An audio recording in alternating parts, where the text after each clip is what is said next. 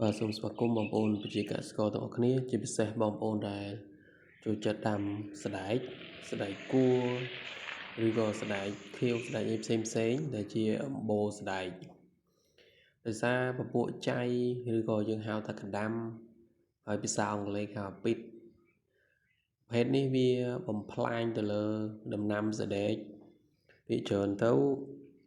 វាបើសិនជាយើងកម្ចាត់មិនទាន់វាអាចធ្ងន់ធ្ងរព្រោះប្រភេទនេះវាកើតឡើងលឿននៅក្នុងចម្ការហើយតែកាលណាវាកើតហើយដើមនៅវាកើតវាធ្វើឲ្យវាខូចផ្លែវាចាប់ផ្ដើមកញ្ញណាបាទហើយបដូលវាក៏ចាប់ផ្ដើមលែងលូតលាស់ទៅមុខទៀតដែរមួយទៀតផ្កាវារោមផ្កាវារោមដើមវារោមផ្លែវារោមត្រួយអញ្ចឹងធ្វើឲ្យដំណាំរបស់យើងហ្នឹងចាប់ផ្ដើមខូចខាតតែម្ដងហើយអ្វីដែលយើងអាចសម្គាល់បានដំណាក់កាលដំបូងហើយងាយក្នុងការកម្ចាត់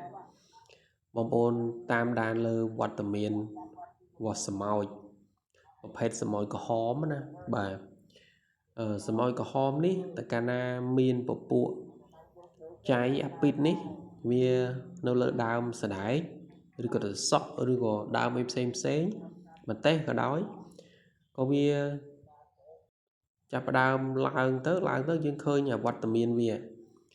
មាន1មាន2នេះយើងឃើញថាចាប់ផ្ដើមមានអាពីតអញ្ចឹងយើងចាប់ផ្ដើម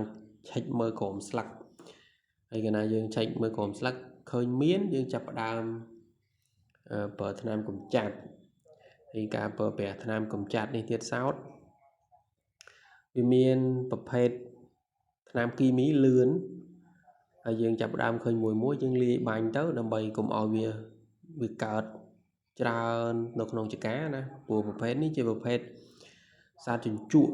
តែកាលណាវាជញ្ជក់ដើមយករូបកោរស់យកអីទៅវាខូចដំណាំយើងបាទវាខាតទិន្នផលខាតលុយយើងតែម្ដងអញ្ចឹងថ្នាំយើងប្រើពពួក Imidacloprid ឬក៏ Dinotefuran អានេះជាប្រភេទធាតុសកម្មបងប្អូនបាទព្រោះប្រភេទពីរនេះវាល្អប្រសើរសម្រាប់យើងយកទៅបាញ់នៅក្នុងចកាបាទ